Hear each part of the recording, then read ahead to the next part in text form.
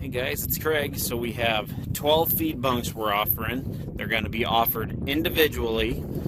They're stacked right now, guys. Again, you're only buying one at a time. Lot number reflects the one that you're going to be bidding on. Guys, they are all exact replicas. You can see they are very solid. I mean, just the very surface rust is all you see. There's no holes, no thin spots, absolutely nothing. All the legs are in very good shape all around.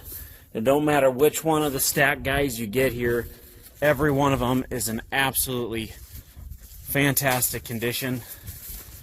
We took pictures of the inside of each one, guys. Make sure you check out all the pictures and videos. You guys will see duplicates on these because, like I said, they're all the same. They're about 20 foot, 8 inches long. They're 3 foot wide. They're just short of a foot deep. Like I said, standard size, guys. Again, we're offering individual, one bunk per lot. As you see, guys, here's the lot numbers. So look in the picture, look in the description. Again, loadout is going to be offered for these guys. Very nice steel feed bunks.